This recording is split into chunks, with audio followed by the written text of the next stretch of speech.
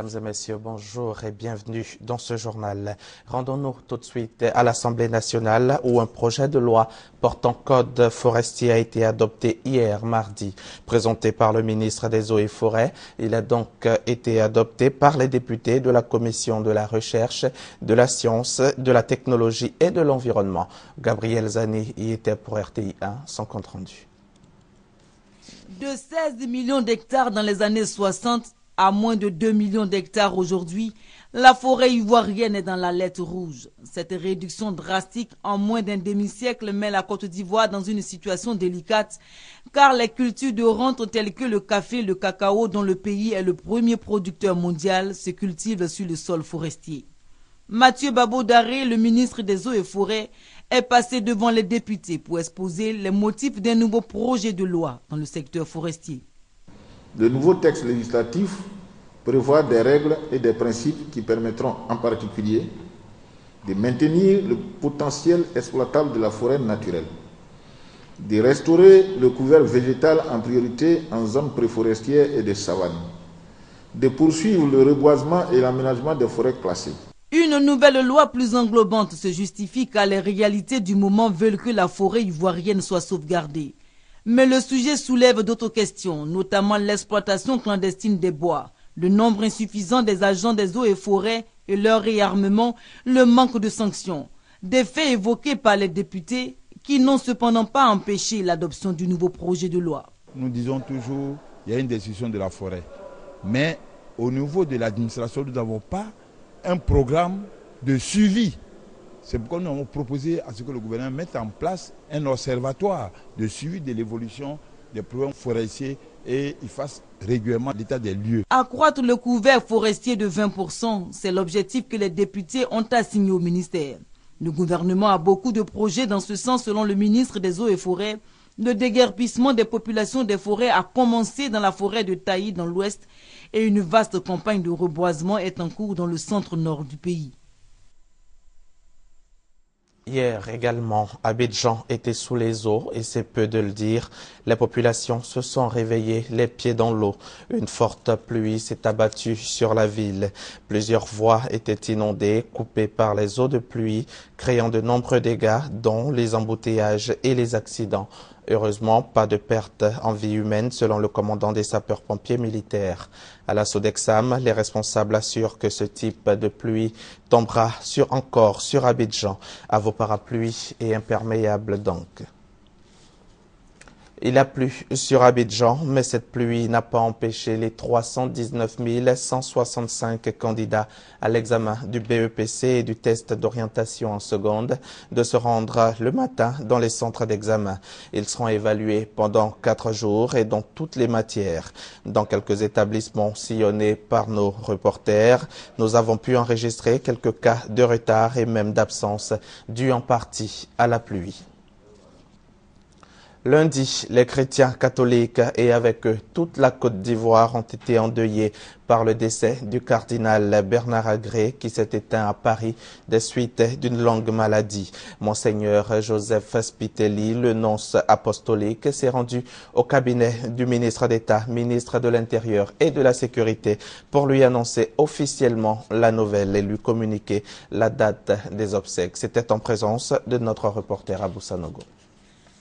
C'est accompagné du président de la conférence épiscopale de Côte d'Ivoire, Monseigneur Alexis Touabli, que le nonce apostolique Monseigneur Joseph Spitelli est venu porter l'information de la disparition du cardinal Bernard Agré au ministre d'État, ministre de l'Intérieur et de la Sécurité Ahmed Bakayoko, et ce conformément à la tradition, afin qu'il informe le président de la République Alassane Ouattara, le gouvernement et la nation ivoirienne. Nous avons parlé de la triste nouvelle du décès de son éminence cardinal Bernard Agré.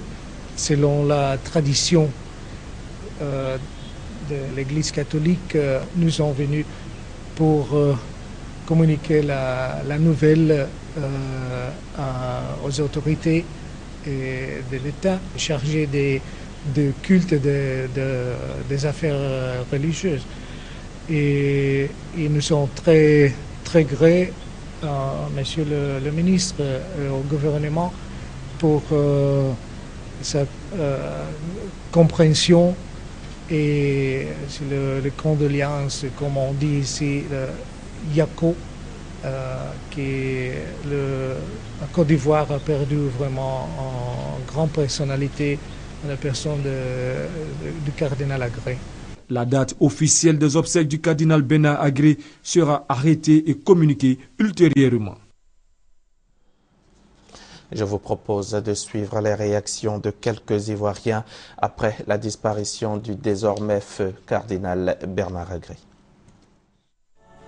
Elle a été belle notre fête devant Dieu, le Père de toute miséricorde, celui qui nous reconnaît et nous pousse les uns vers les autres. Son éminence, Bernard cardinal Agré, s'est éteint ce lundi de Pentecôte à Paris des suites d'une longue maladie. La disparition de cet homme de Dieu, reconnu pour ses œuvres de bienfaisance, est une perte pour l'Église catholique. Le cardinal Agré était un homme doux, humble, posé, patient, gentil. Cet homme était un homme vraiment pieux qui priait et qui aidait les hommes vraiment en difficulté. Le cardinal Agré n'est pas mort, il est auprès du Père. Il prie pour nous, il prie pour l'Église de Côte d'Ivoire, pour que l'Église de Côte d'Ivoire puisse avancer. En ce moment douloureux, il nous a dit d'être toujours en joie. Je voudrais vraiment être en joie avec lui, avec tous mes frères, dans la prière, dans la foi surtout. Le rappel à Dieu du deuxième cardinal de l'Église catholique de Côte d'Ivoire ne laisse pas également indifférents les fidèles des autres confessions religieuses. Le cardinal Bernard Agré, je le connais plus ou moins. Je sais qu'il a œuvré pour l'union de toutes les religions. Je pense qu'il a eu bonne initiative en voulant réunir toutes les confessions religieuses, amener, c'est-à-dire tout un peuple qui puisse travailler ensemble, c'est-à-dire main dans la main pour qu'on puisse avancer. Le cardinal prônait l'unicité des religions, parce qu'en chaque religion, il y a une parcelle de vérité et il a la divinité hier. Alors, les religions, mettons-nous ensemble et entamons la marche vers Dieu. La marche vers Dieu, c'est une marche qui se fait en caravane et non une marche solitaire. Donc c'est en cela que je salue la grandeur spirituelle de l'homme. L'heure est actuellement aux concertations entre le diocèse d'Abidjan et la famille biologique du cardinal Agré en vue du rapatriement de la dépouille mortelle.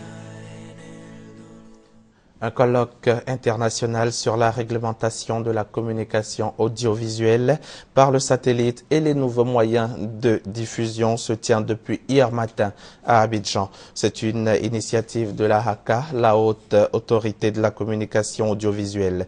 Ce colloque réunit les pays membres du réseau des instances africaines de régulation et de la communication et les acteurs du secteur de la communication audiovisuelle. Si les chaînes audiovisuelles nationales sont soumises à une régulation, 1500 autres émettant par voie satellitaire en Afrique ou par les nouveaux moyens de diffusion que sont Internet et les téléphonies mobiles échappent, elles, au radar des régulations africaines. D'où ce colloque international pour faire converger les vues sur cette problématique. Nous avons pensé que les futurs enjeux concernant les télévisions de dernière génération, les nouveaux moyens de diffusion et même l'Internet nécessitaient une réflexion. Et c'est donc dans ce but que nous avons conçu ce colloque. Et le RIAG, qui est le réseau des instances africaines de régulation, l'a intégré à son programme.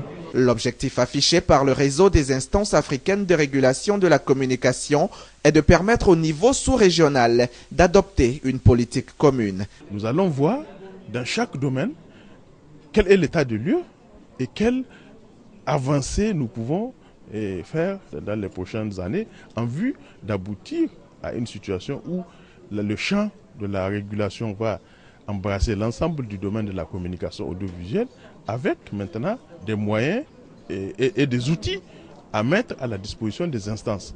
Ce colloque international est aussi une tribune pour partager les expériences et réfléchir sur quelques préoccupations. Nous avons posé un certain nombre de questions, notamment la publicité.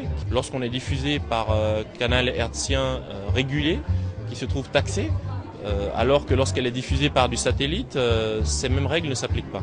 Donc nous souhaitons simplement un peu d'équité pour ne pas nous retrouver dans une situation de concurrence déloyale. On est partie prenante de ce qui se passe sur le continent, donc nous concrètement on peut apporter à la fois notre connaissance de manière générale avec l'ensemble des pays africains. Ils sont donc une centaine de participants, des experts, opérateurs et acteurs de la communication audiovisuelle et des télécommunications qui vont livrer ce mercredi le fruit de leurs réflexions.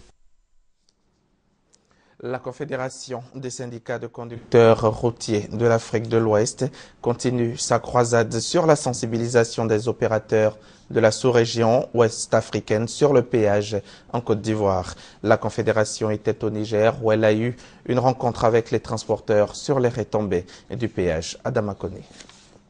La Confédération des syndicats des conducteurs routiers de l'Afrique de l'Ouest, CSCRAO, continue sa route dans le cadre de la sensibilisation sur le péage en Côte d'Ivoire. Après le Mali, l'organisation a mis le cap sur le Niger. Au niveau de l'infrastructure routière, nos États ils ont travaillé. Niamey jusqu'à Abidjan, tout est victime. Côte d'Ivoire a eu à faire une autoroute de 230 km et la route est payante. Comme dans un pays qui n'a jamais fait péage, si il le met en application, il faut venir informer tes camarades conducteurs pour dire en Côte d'Ivoire maintenant, préparer telle somme, arriver là-bas, la route est payante. Des kits contenant des documents et gadgets d'information sur le péage ont été distribués aux opérateurs économiques nigériens. Au nom de ces derniers, le président du collectif des syndicats du Niger a salué la mission du CSCRAO. En tant que Nigériens, nous avons apprécié M. Koné dans son exposé et surtout que beaucoup de Nigériens aujourd'hui empruntent la route. La fluidité routière a également fait l'objet d'échanges avec les transporteurs nigériens. La formule est simple. Nous demandons nos États qu'il va avoir une seule contrôle groupé où tout le corps vient et contrôle au départ des cars. Si le car est transit au Burkina qui va en Côte d'Ivoire, ça arrive à la douane de Côte d'Ivoire que le car est fouillé pour dédouaner les barrages qu'on doit dédouaner. Déjà en application en Côte d'Ivoire, ce modèle sera lancé le mois prochain à Niamey pour faire de la libre circulation des biens et des personnes une réalité dans l'espace CEDEAO. Nous sommes à moins d'une semaine de la fin de l'opération de recensement général de la population et de l'habitat.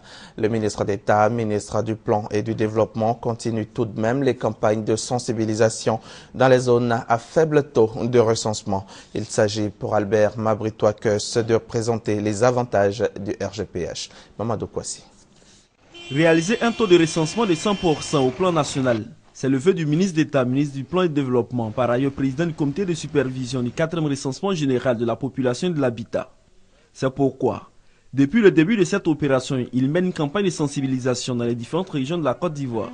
À quelques jours de la fin du recensement général de la population et de l'habitat, le ministre Albert Mabritoakes met le cap sur les zones à faible taux de recensement. 6 étapes en 2 jours, Bangolo, Petit Douekoué, Diokoué, Gregbe, Zoukougbe et Vavoie. Partout, le message est identique. Participez massivement à l'opération de recensement en cours. Albert Mabritoakes exhorte les chefs de communauté et les leaders religieux à s'investir véritablement pour que le 4e RGPH soit une réussite. À la population, il a expliqué l'importance de cette opération qui coûte 12 milliards de francs CFA. Pour lui, une bonne planification du développement passe nécessairement par la maîtrise du nombre de la population par région. Message bien perçu par les populations visitées. Partout, elles se sont engagées à mettre à profit les derniers jours pour faire recenser les retardataires, chose qui permettra selon ces populations de bâtir une Côte d'Ivoire moderne et développée. Avant de terminer ce journal, intéressons-nous à l'actualité africaine. Première destination, l'Algérie. Les Touaregs du Mali réaffirment leur engagement pour la paix. 3 groupes du Nord ont signé à Alger une déclaration dans l'esprit du cessez-le-feu conclu fin mai à Bamako. Ils se prononcent pour la relance du dialogue intermalien visant à trouver une solution définitive à l'instabilité dans le Nord. Bosco Ntaganda sera jugé pour crimes commis en République démocratique du Congo. La Cour pénale internationale a confirmé les charges contre l'ancien chef de guerre congolais. L'homme, que l'on surnomme Terminator, est accusé de viol, de meurtre et d'enrôlement d'enfants. Des crimes commis entre 2002 et 2003 dans l'est du Congo.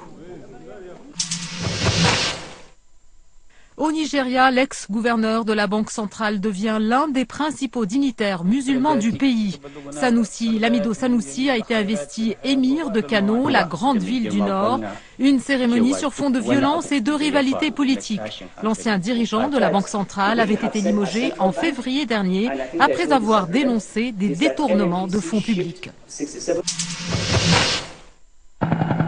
Une opération de sauvetage de migrants tourne mal en Méditerranée. Un bateau pneumatique surchargé est secouru par un pétrolier maltais lorsqu'il perd l'équilibre. 3 immigrants meurent noyés, 2 autres ont été emportés par les flots. 25 embarcations de migrants sont arrivées en début de semaine dans 3 ports italiens. C'est ici que l'on s'arrête pour ce matin. C'est avec plaisir